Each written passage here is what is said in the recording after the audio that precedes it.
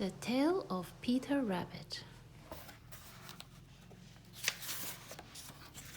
Once upon a time, there were 4 little rabbits, and their names were Flopsy, Mopsy, Cottontail, and Peter. They lived with their mother in a sandbank underneath the root of a very big fir tree. "Now, my dears," said old Mrs. Rabbit one morning, "you may go into the fields or down the lane, but don't go into Mr. McGregor's garden. Your father had an accident there. He was put in a pie by Mrs. McGregor. Now run along and don't get into any mischief. I'm going out."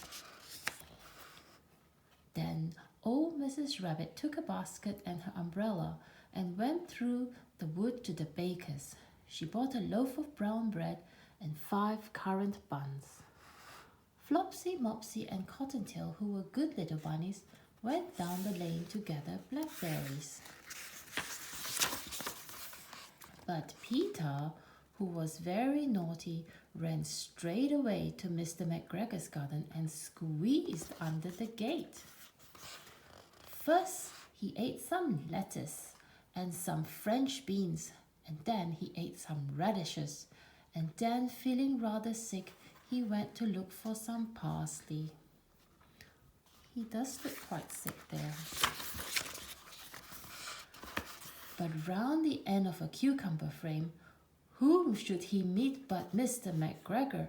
Mr. McGregor was on his hands and knees planting out young cabbages, but he jumped up and ran after Peter, waving a rake and calling out, "Stop, thief!" Peter was most dreadfully frightened. He rushed all over the garden, for he had forgotten the way back to the gate.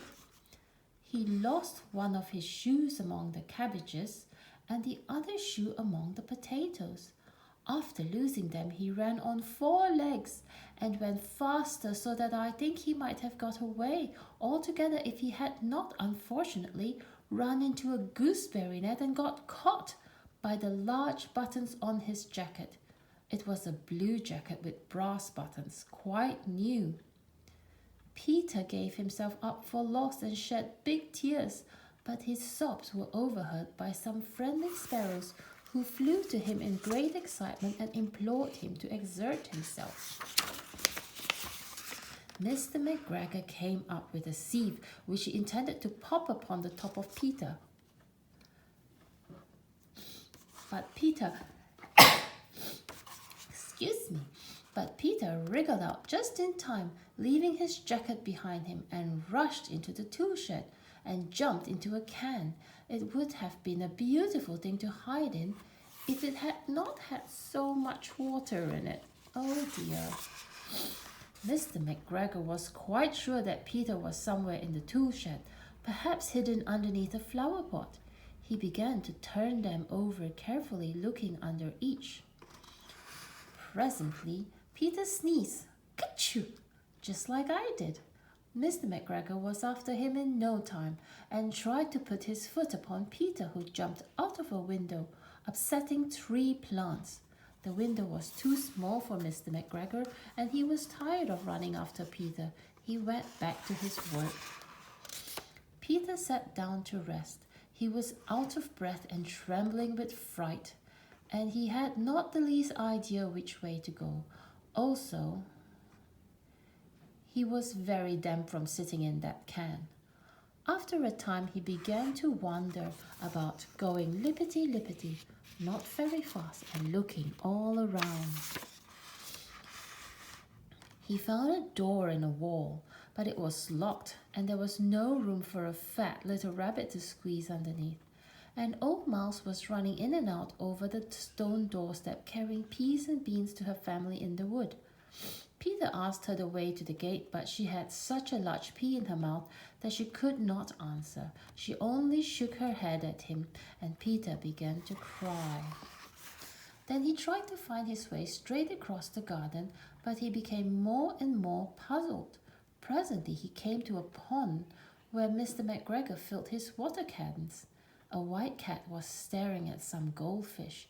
She sat very, very still, but now and then the tip of her tail twitched as if it were alive.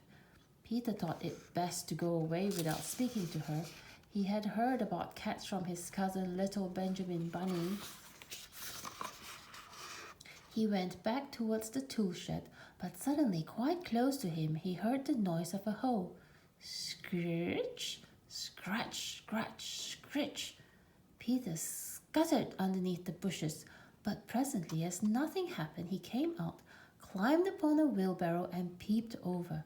The first thing he saw was Mr. McGregor hoeing onions. His back was turned towards Peter, and beyond him was the gate.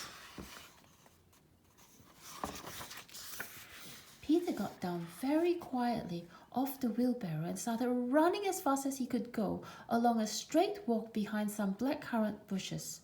Mr. McGregor caught sight of him at the corner, but Peter did not care. He slipped underneath the gate and was safe at last in the wood outside the garden. Mr. McGregor hung up the little jacket and the shoes for a scarecrow to frighten the blackbirds. Peter never stopped running or looked behind him till he got home to the big fir tree. He was so tired that he flopped down upon the nice soft sand on the floor of the rabbit hole and shut his eyes. His mother was busy cooking. She wondered what he had done with his clothes. It was the second little jacket and pair of shoes that Peter had lost in a fortnight. I am sorry to say that Peter was not very well during the evening. His mother put him to bed and made some chamomile tea, and she gave a dose of it to Peter. 1 tablespoon to be taken at bedtime, but Flopsy, Mopsy, and Cottontail had bread and milk and blackberries for supper. The end.